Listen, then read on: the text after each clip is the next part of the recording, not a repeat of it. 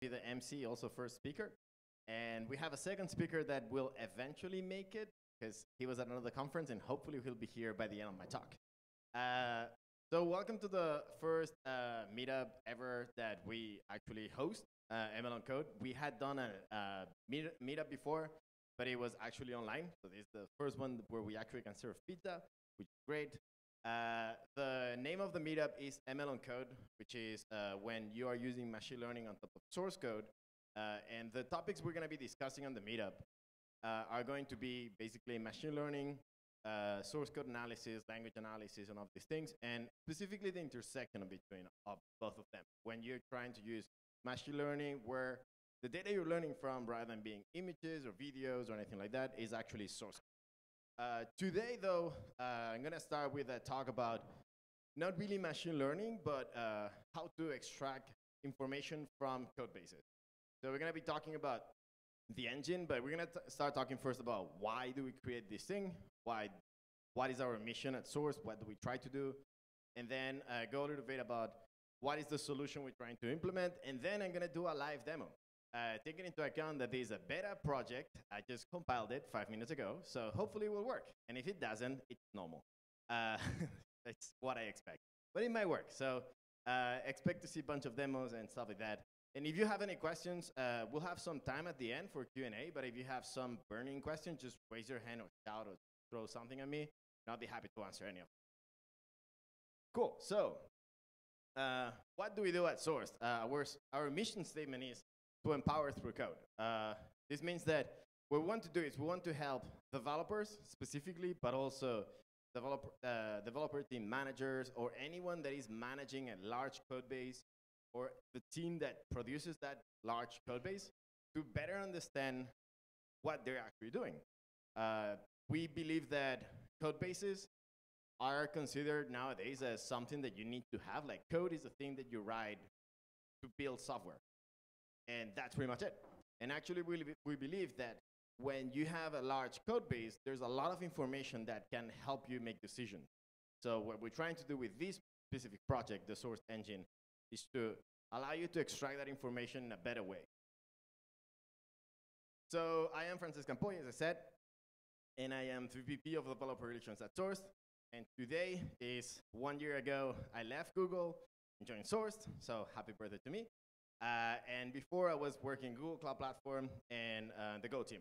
So Google Cloud Platform, I was doing a lot of cloud computing, obviously, but also machine learning. And the Go team, a lot of language analysis. So ML on Code worked really well for me, and I was very excited. That's why 1 year ago I joined. And I'm also on Twitter and on GitHub and on YouTube. So the agenda for my talk is going to be, we're going to be talking about the challenge. Like, what is it that we're trying to do? Then we're going to be talking about the solution that we found. And then at the end, we're going to have the live demo and questions if you have. So what is the challenge? All companies are becoming software companies. This is a fact. There's data. So this means that every single company, from car companies to any kind of travel companies, any kind of company you imagine, they're writing software. And they're writing, not only they're writing lots of software, but they're actually writing more and more. Software companies, if you think, for instance, there's something that is really scary. There's a pickup by Ford that has 40 million lines of code inside of that car. That's scary to me because I know how code is normally written. So when I think about I'm in a car driven at a pretty fast speed by 40 million lines of code, in 40 million lines of code, there's going to be at least one bug, let's be honest. So yeah, scary. But this is the world we live today. So what we're trying to do is get all of the value we can from all of this huge amount of code. Also, there's a big problem, which is, even if it seems like, okay, sure, we have a lot of source code, so why haven't anyone before done this, right? It seems pretty obvious. And the thing is actually not that easy. Analyzing code is pretty hard. Analyzing code at scale is even hard. I used to work at Google, as I said, and at Google, they do this quite well. but it doesn't translate into something that you can just give to everyone else. It is actually very hard because it's very, very ingrained and very intertwined with their own infrastructure. So what we're trying to do is basically provide that kind of tooling that some large companies have to everyone. So yeah, it is very hard, and but it is also definitely worth it, because once you're able to understand this, the amounts of data you're going to be able to extract from a code base are going to allow you to make better decisions. You can imagine something like, okay, we have headcount for 10 people. Who should we hire? Should we hire front engineers? Should we hire backend engineers, Java programmers? What is the kind of people we're going to be needing next year? And actually, your code base can tell you by the trends of what you've been writing and the speed at which those lines of code are going up or down, who are you going to? So the idea is, this is useful information, but it's really, really hidden. Let's try to surface it so you can actually use it for day-to-day. Also, bad code is a thing. Big code is a thing, but bad code is definitely a thing. There's bugs everywhere, as I said. And bugs are incredibly expensive. There's a study from the Evans Data Corporation done for Stripe Research. And you can see that the global GDP loss from developer time spent on bad code, fixing issues, basically, it is around $85 billion.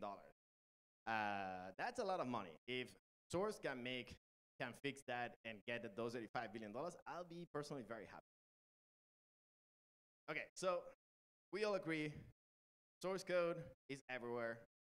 It's mostly bad, but there's a lot of really useful information in it. What can we do? So let's talk about the solution we found, the solution we're working on. We have two pieces. And I'm right in front of one of them. We have code as data and machine learning on source code. Code as data is the part that I'm going to be talking about. Code as data is where we have, actually, I guess I can show around. Those are Git repositories, as you can see by the little logo. And what we're doing is we're extracting with sourced engine. We're extracting as much information as possible from sourced engine. And then what we're trying to do is we're trying to make that information not only just extracted, but actually useful and available, right? So what we're doing is we're providing some useful API. So we have the SQL API that we're gonna see. There's some other APIs, but the SQL API is the most interesting one because actually it provides access to all of the functionalities of the end. And then there's this concept of universal abstract syntax tree. If you've done any compilers, you will know that the result of parsing a program is an abstract syntax, right? What we have done is we have created the concept of a universal abstract syntax tree. And it is a very fancy name, but it actually just means that it's an abstract syntax tree for which we've defined a format. And that format is not different to, say, some way of storing JSON or XML or whatever. It's just basically a description of the way every single abstract syntax tree should look like, plus, on top of that, annotations. And those annotations are the same no matter the language. And that's the whole point. A function is a function no matter you're writing Go, Python, Java, or Haskell. It is a function. And it has a name. So when I say extract the function name, there's no point in me saying it in different ways for every single programming language. Instead, you can say, just give me the function name. And just figure out the details on what programming language it is written in. And with this is what your universal abstract syntax trees empower you. And you get insights, which are light bulbs in here. So you get insights from all of this data, which is really useful. But actually, that's also the base to the second part of the things we do, which is machine learning on source code. And machine learning on source code is all about, we have lots of data, we have lots of source code. Okay, can we learn from it? The answer is yes, we can. It is complicated because you're learning from trees, which is complicated. And once you start adding extra links of this is defined there, this calls that, now you don't have a tree, you have a graph. So it's even more complicated, but still doable. And you can learn really interesting things from it. There's a lot of research, and what we're trying to do is put everything together to train models based on pure research. Normally, we read papers, then we implement them and see whether they work or not. And when they work well, we integrate them into applications. one of the applications we're working on is assisted code review, a little bot that you install on GitHub, and it will be able to tell you when your code is not correct. It will add little comment. So basically, like when you get someone reviewing your code, but way faster because it's a bot, and someone that doesn't get tired. Plus, they will be able to understand all of your code base at the same time, which not many human beings will be able to do so. So there's a really interesting thing we're trying to build, but today I'm going to be talking about code as data only. That's exactly what I just said. So code as data. There's 4 steps. There's code retrieval, language analysis, history analysis, and then how do you act all of that. So code retrieval is going to be the part where we have all of these Git repositories, and we need to fetch them. And this seems like an easy thing. If you have one repository, it's pretty easy. Just clone it. If you have many repositories, it's a little bit harder, but if they're all in the same server, just clone many times. I've talked to companies that have thousands of Git servers, and every server is completely disconnected from the rest. So you have no idea what code you have. So that is actually an important step for them in that case. Where is it? There. So that's actually an important step, the fact that you're going to be able to go around all of these Git servers and fetch everything and clean it and move duplication off. That's something that we do. Then language analysis is the part we're going to be classifying, identifying the language of a file. If I give you a file called main.go, probably you say, well, this is Go.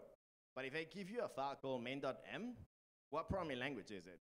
Does anyone know what main.m could be? So it could be Mathematica, MATLAB, or Objective-C. I have no idea what Objective-C is .m, but that's what it is. So we're actually going to be classifying those based on the file name and also the content. And then we're going to be able to parse them. And the parsing part is when we generate the universal app. That is for analyzing the content of the files. But also it is very important to analyze the history, right? Like, I do not only care about the code I have now, I actually care about how did we get it. I want to see all of the revisions over time. And that is the history analysis, which basically just Git. But Git is, even though it seems like a simple concept, Git is actually quite complicated. It has many, many complicated features. We have a library that implements 99% of those. There's still some things that are still not there, but that's what we built to do the history analysis. And then the familiar APIs.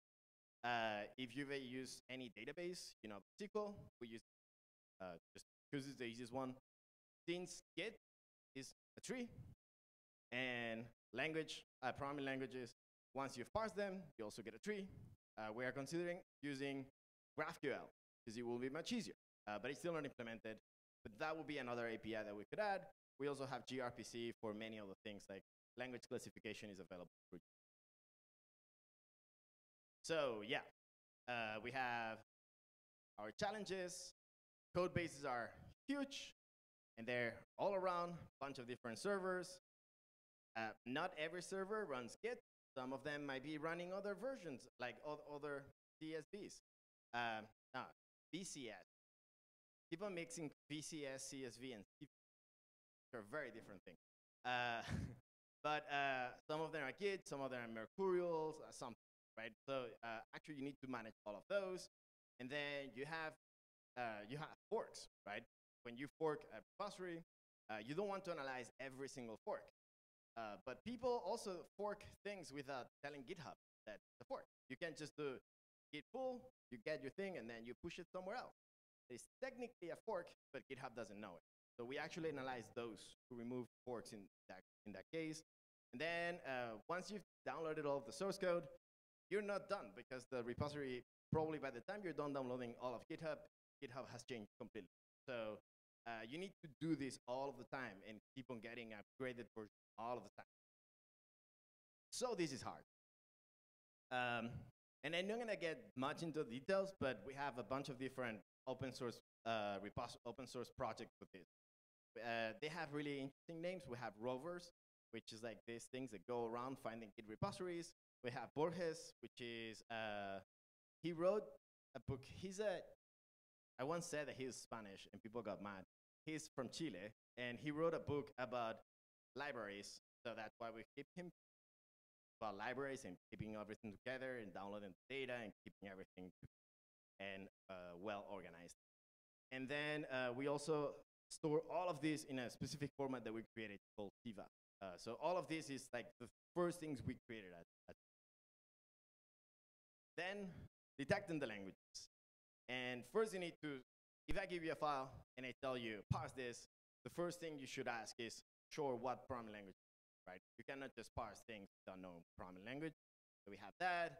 We need to also be able to analyze and parse the language once the language, but also writing parsers is not easy. So something we've noticed is parsing Go in Go is easy. Parsing Java in Java is easy. Parsing Go in Java, not that easy. Parsing Java in Go is actually quite hard. So actually having the possibility of using any language you want to parse any code is actually very important. And then at the end, yeah, even if you've parsed something, you still need to know what is a function, right? So you need some extra treatment on top. And this is where we created this project. It's called Babblefish. And I will talk a little bit about it during the live demo. And then finally, yeah, once you have a lot of code and all of these histories and files that you parse and all of this, it is completely useless if you're not able to query it. So it is important to have some interesting way to extract all of the information and represent it. So this is why we have SQL, and we also have a specific web dashboard that I'll show you to be able to see those trees that you generate. UASTs are not easy to see, so we actually have a visualizer. And running at scale, if you ever run MapReduce, kind of the same. We are using Spark. So if you want to analyze, say, all of the repositories open source by Google, that fits in a machine. If you want to analyze all of the code open source by every single company ever, that will not fit in a machine. So you need many machines, and then you get a completely new set of problems. So that is where we're trying to work on the part where we're gonna have everything is distributed, and you can have really huge data centers just dedicated to finding things in your source. Cool. Live demo. So, see, I'm kind of on time. Cool. So, live demo. This is gonna be interesting. So, I'm not gonna show you how to install it, but it's actually, you can see it. It's pretty straightforward. You just download a binary. It's called the source binary, srcd. And then the only requirement it has is that you need Docker. If you have Docker, then everything else. And this is available for Linux, Windows, and Mac. So when you run source, you get a list of the commands that are available. There's a bunch of them. We can start by running source parse. And source parse, there's 3 commands: drivers, which is to manage what programming language you want to actually parse, language, and UAST. So when you do language, you're going to detect what programming language a file is printing in. So if I do samples and I do main.go, this is printing in Go. Cool. What about Python? Cool. But what about M, right? This is where it starts to get in. Well, this is saying it's MATLAB, but hello.m, it's Objective-C, right? How do we know? Well, because we actually look inside. So this looks like Objective-C. Well, this looks like MATLAB. So with this is the part of like language classification. But what about now that we know what programming language file is written in, can we parse it? And this is when I clicked the wrong thing. So source parse UAST. This universal abstract syntax tree. And you just pass a file. So samples main.go, for instance, and it will download the driver and then give you a tree. This is a tree that corresponds to the program. So let me show you the program. Go. There's the program. It's just like, there you go. That is the program. That is a hello world in Go. It just prints, oh, that's it. And when you parse it, you're going to be able to see a bunch of different things. This is a really large tree. There's a lot of detail in it. But the interesting thing is you're going to be able to find things like, let's see, identifier, and in parameters, we should have a hello somewhere. That's what I'm trying to find. So that is pump dot string hello. There you go. So you're actually able to see for every single piece in the program, you're going to be able to find something. The interesting thing is that this hello here also has a type, this type here. This is language agnostic. If I'm parsing Python, or I'm parsing Go, or I'm parsing whatever program I'm parsing, I will always be able to see this. So let's try with Python. And let's see, position. Here I find that easy. See, it's a different hello. This is a completely different programming language, but still you have that type USD string. So now you can do things like -q, and then we use XPath, say USD string. So now the result of this is only the strings. And if we extract the value, we should only get the hello. And now the cool thing is that you can do exactly the same analysis in Go. And we just get also the strings in the Go program. And this is actually really cool, because now what we're doing is we're extracting things that we care about from the language without having to care about what programming language is actually written in. It is written in. You could imagine, should have put it somewhere else. So but yeah, so the cool thing about this is now you can do deeper analysis, say find vulnerabilities or find code that can never be executed, or return, or things like this, in a completely language agnostic way. So you write it once and then you apply it on every single thing that you do. So what else can we do? We can do source. Let me change this. This should be better. Source web parse. And when you do source web parse, this is going to hopefully, whoa, bright. This is going to open we call it Babblefish dashboard. Babblefish is the project that allows us to parse all of these programs, and it allows you to see also in a better way, let's say, the same kind of thing. Click here, hello world. Going to find on the other side exactly what type of thing you're analyzing. So you can just go click and see exactly what you're working on. Then you can still use the same thing here and say, I want to extract string value, and that didn't work because I did something wrong. Oh, UAST string value, and now you can see exactly the same analysis, right?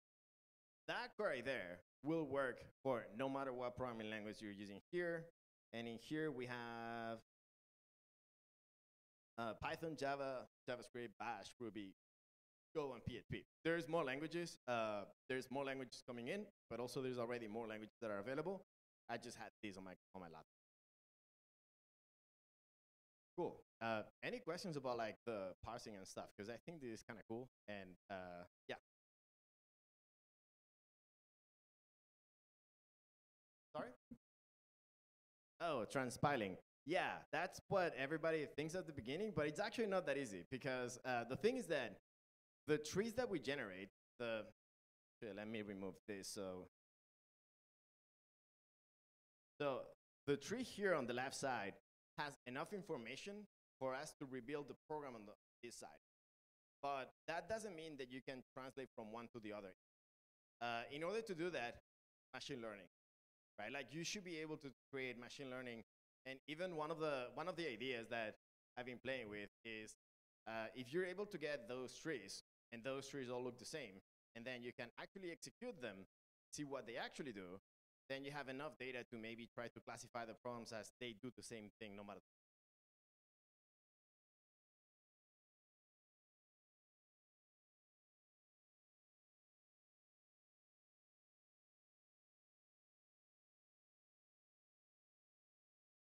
Yeah, so I'm going to repeat the question for the recording.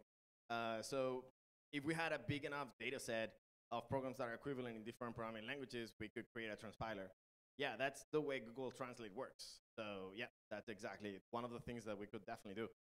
If we had a large enough data set that was correctly labeled, which is not easy. That's the hard part in there. But yeah, it's like this is the base of all of the machine learning we do. All of the machine learning we do is not based in code, it's not based in text, it's based on tree, this tree. Cool. More live demo. Okay, so far we've seen all the parts that are that correspond to parsing, language classification and program parsing. But there's more than that. One of the things that we can do is the part where we're going to be analyzing the Git history. And this is, you do it with source SQL. But before I run this, I'm going to go to somewhere where I have code. I'm going to go github.com, typing with a single hand. Golang. Okay, and in here, there's all of these repositories that are the repositories of the Go project. There's a bunch of them, and most of them are written in Go, but not completely. There's some Go, there's some C, and there's assembly code, and there's a bunch. So what I'm going to do is I'm going to start the SQL analyzer here. So something I can do is source SQL soap select. I'm gonna do it.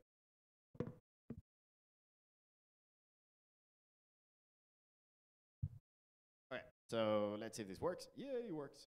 I should not sound this happy when it works. Okay, cool. So we just did the select start from repository, just list all of the repositories, right? Repositories is one of the table.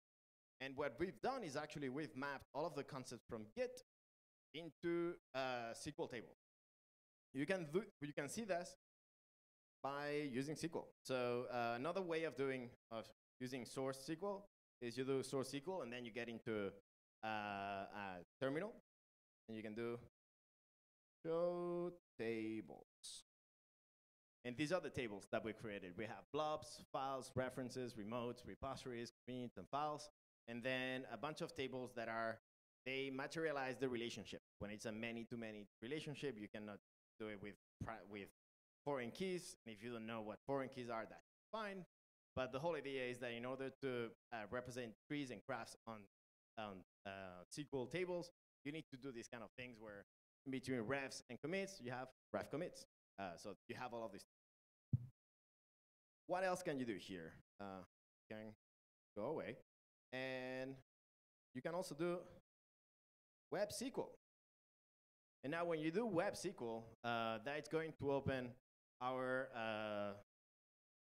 dashboard for SQL. I'm going to make a little bit bigger so you can actually. Here you can see on the left side here, those are all of the tables that we had before. And if you click on them, you can see what is the content, what are the files in there. And again, you can run the same thing. So let's go with select star. Where's the star? I lost it. There. From, let's say, references, because it's shorter to type. And then you're going to get the result. Something cooler, let's say, let's find all of the, I'm going to need to make it a little bit smaller so I can see the sample queries.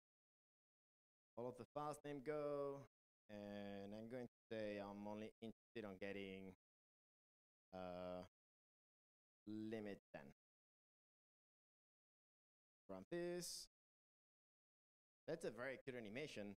And when it crashes, it actually literally crashes and breaks into pieces, which is cool. So the whole point of the dashboard is actually those two buttons there, the code and UAST. MySQL doesn't know what code is, and it definitely doesn't know what universal abstract trees are. So what we did is here you can click to the code. You can also select the language and see the universal abstract syntax tree that corresponds. So now you can basically go into extracting all of the code that you're interested in, finding once you have the code, if you want to parse it, you can get the UAST, and then go into what specific piece of that you're interested on. Hi.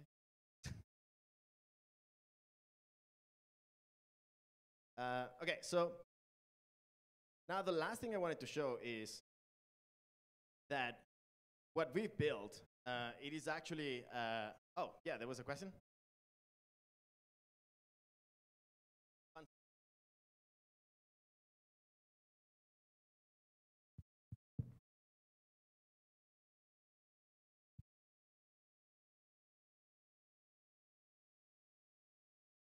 Are you doing parsing all the way, as in like you're parsing all the import as well? So no, we So are you said parsing. doesn't have it. We are parsing programs, and we are able to parse the import statement. We do not go into what does this actually import. We have a plan to do this, and actually we hire someone that created the project that does this for Google. So he's going to be hopefully implementing it for us. The whole idea being that that is what we call object resolution. So basically, when you're calling a function, where is this function, right? And it's actually quite complicated because it is not parsing, it's actually compiling. Because you need to build the thing, find where the dependencies are. Every program is different, requirements.txt for Python, but also like packages.json for NPM, and go.mod for Go, and yeah, every single program is different, so that it makes it really hard. But right now you are also, the project level you all different. Sorry? The project level, can you all references? No, there's no references. It's all just like the abstract syntax tree.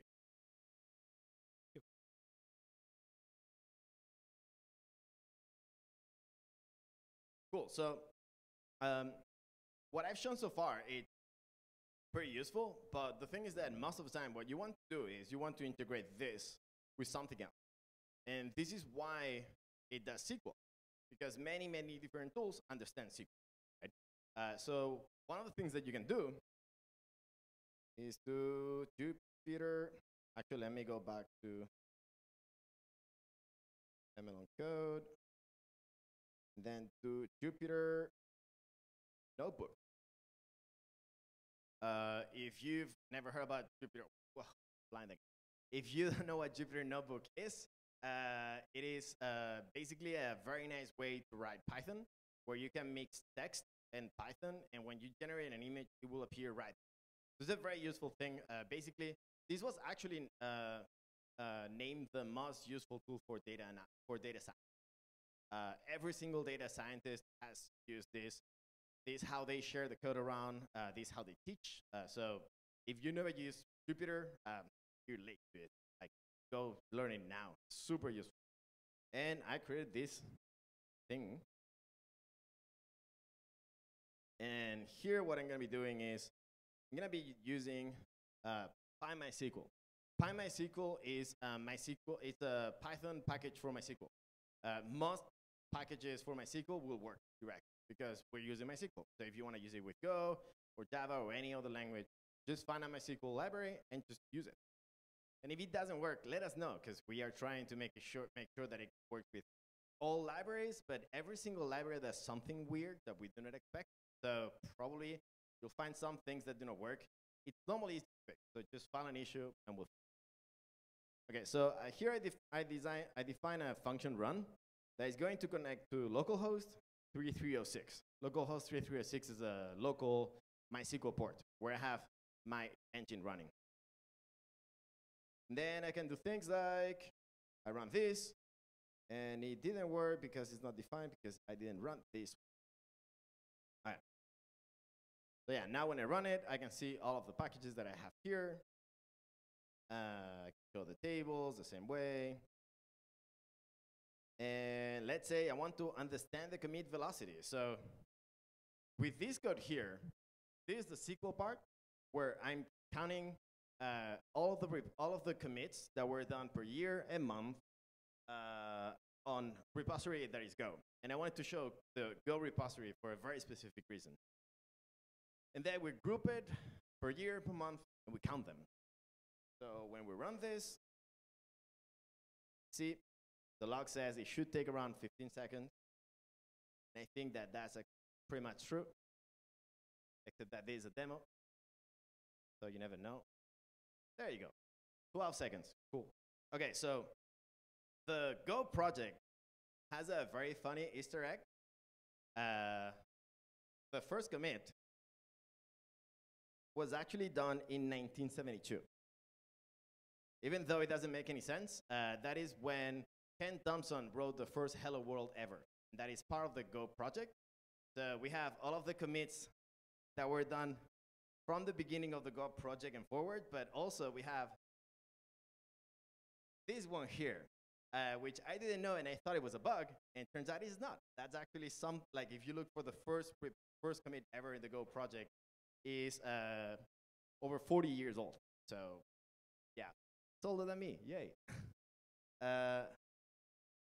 Okay, I also did something a little bit on a more powerful machine, not that one, different, actually, collab. On a more powerful machine, I have also an instance of the engine running with 96 repositories open source by Google on GitHub.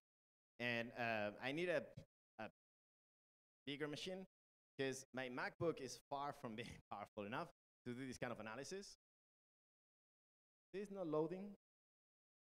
Oh yeah, it's loading. Okay, cool. So let's run this Google Colab. It's a hosted version of Jupyter Notebooks. And it is great because it is free. It is also available to everyone. You don't need, well, you just need a Google account. And also, it allows you to use GPU. So if you're doing machine learning, try it out. Great for trying things out. So let me run this thing again. This is the same one as before, but what I wanted to show you is the language detection and how it's integrated. Okay, so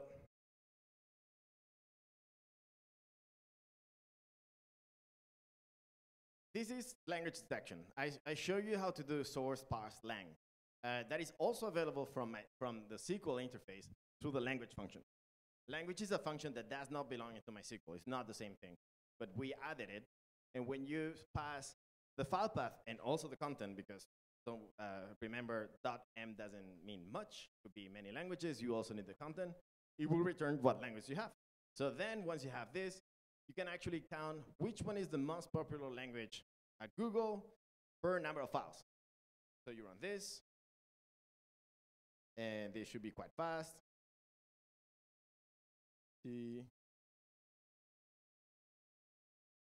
Cool.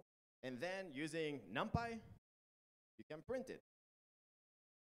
And you generate a Python graph, a pie chart.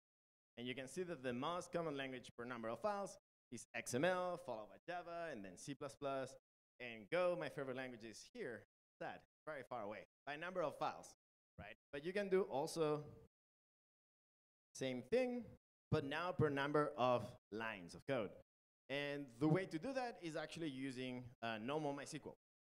You get some blob, array of bytes, then you split it by line break, and then you count. So when you run that,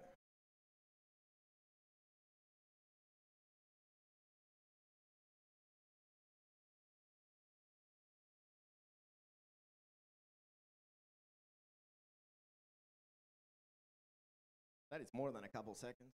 There you go. Again, little bit of Python magic, and count is not defined. What? Okay, I broke something. Oh, it count. What did it do? Count, count, count. Nope, I broke something. Sad. Okay, so it looks like this one, but different. It would look exactly like this one, but then you would see that by number of files, actually the most popular language is Markdown, because there's not that many files, but they tend to be really large because they're documentation. So you can do that kind of analysis in a quite easy way when you don't break the demo. Cool, so the last thing I wanted to show you is, oh, this one's cool. So this analysis does both things. It counts the number of files and the number of lines. So kind of mixing both. And then it finds the ratio in between those two. So basically what this saying is, which programming language tends to have the larger number of lines per file? So when you run this, and you show it, you're gonna see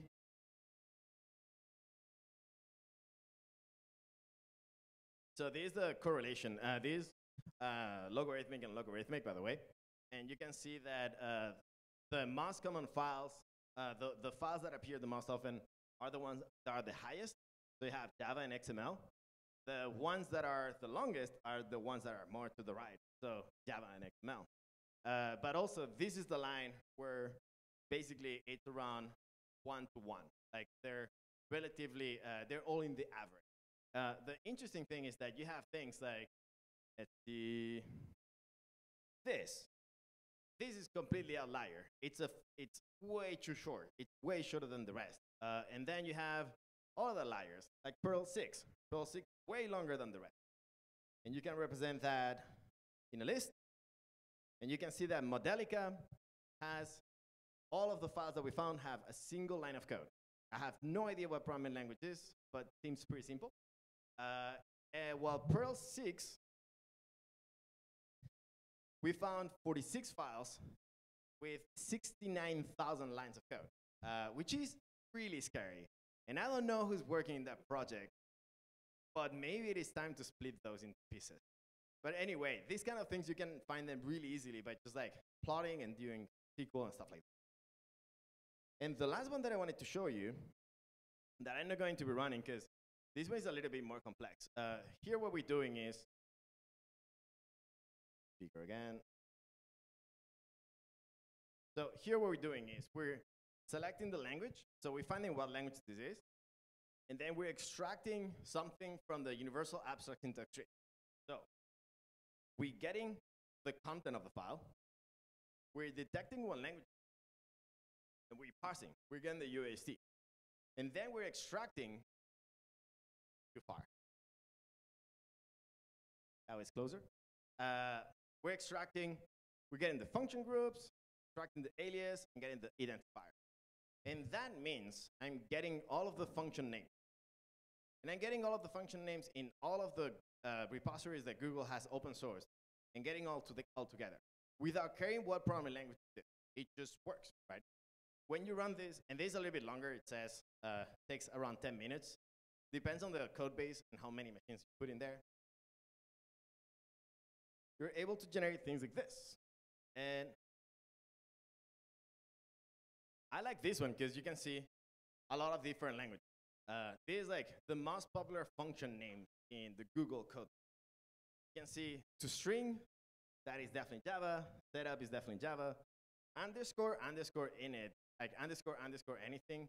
It's a Python magic method. And they're literally called magic method, which is kind of weird, but that's their name. You can see, what else? Yeah, that's pretty much it. Like this XXX underscore, does anyone know what XXX is?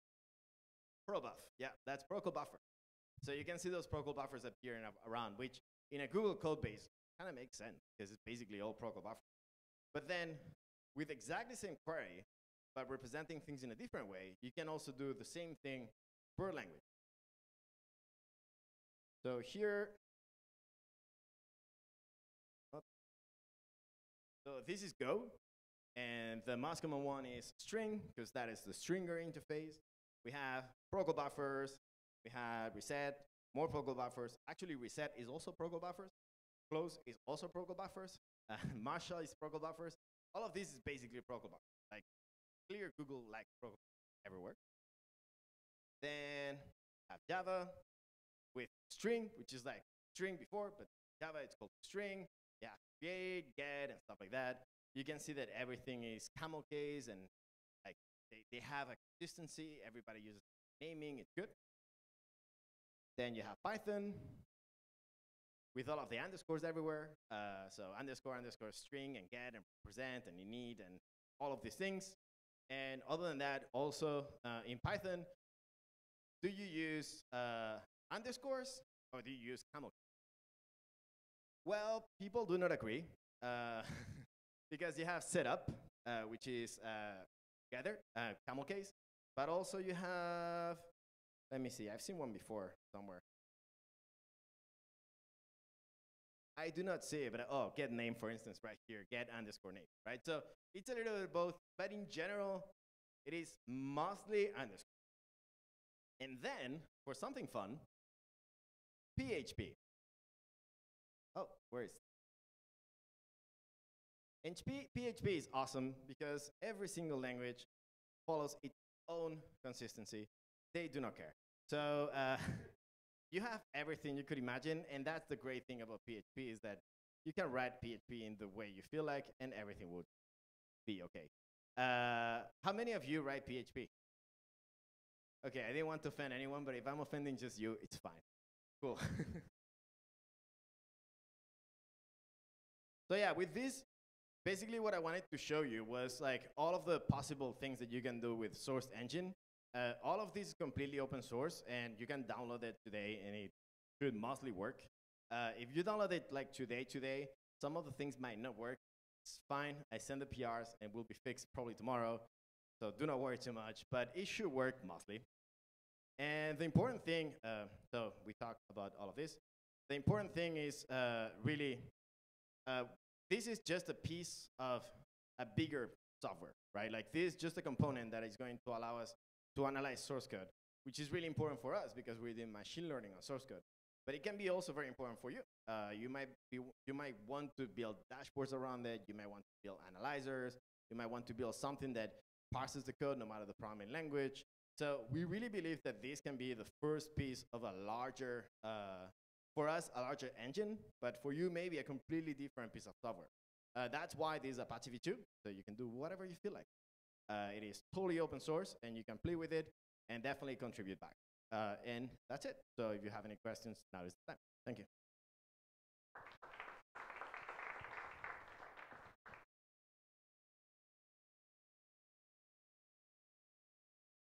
So is goal simply be able to query, produce somebody who doesn't know how to just something that does X that's written for them?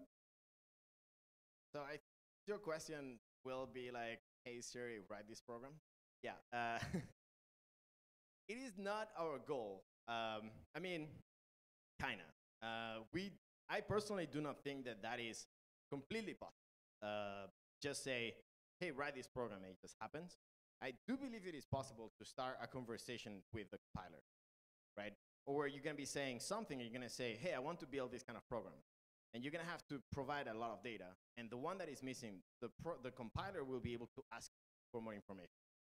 Especially when you think about the fact that nowadays, the amount of code we write that is glue code is actually huge. So if you say, listen, like these are all the libraries that I have, these are all the components that I can use, and I want to do this, having something that is going to help you by providing what is the next piece of software you want to use, right? Not necessarily going to write the code for you, but maybe it's gonna say, hey, you want to print, like you want to create those cool graphics, import NumPy, import NumPy, import pyplot, and then what is next? Actually, pyplot figure. Okay, cool. Like that is basically, it's gonna help you because those patterns are really easy to detect. So we do believe that it's going to help. Now, that is not what we're working on today. What we're working on today is instead doing code review. So if you write some code that is wrong for some reason, and there's any reasons why a piece of code could be wrong, say naming, like the names do not follow the conventions of the repository, or maybe there's some kind of bug, or some vulnerability like SQL injections or something like that. We want to be able to detect those early as possible, and also as effective as possible. As I was saying before, if you have a code review where you have, say, 1,000 lines of code, the reviewer is going to have issues understanding or keeping in mind those 1,000 lines of code at a time. But there's no way they're going to keep in mind everything that is around it, the rest of the repository and all the dependencies. While a program could do that. So what we're trying to do is basically create better reviewers that will help human reviewers do a better job. Eventually, maybe replace them, but for now, just assist them to do a better job. One follow-up would be a tool that look for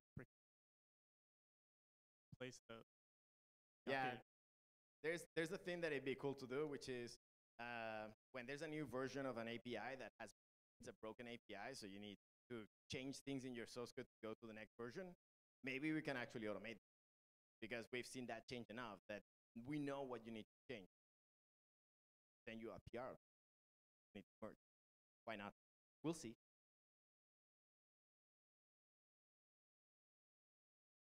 Cool. So, one last question. Yeah, right. So is source we can experiment with? Sorry, I cannot hear very well. Is sourced online? Can we experiment with it? Oh, what? I thought I had a slide where, yes, all of this is online. And if you go to source.tech/engine, you'll have all of that information. So source.tech/engine, and it has information on how to install it and get started. And once you get started, you also have like the quick start on the basic things. Also, probably tomorrow I'll be releasing a 5-minute video with basically all of this demo that you can just watch. You look like you have another question. No? You look confused by my answer. Is there? Cool. Awesome. If you're interested to try it, that's awesome. Cool. So then that's it.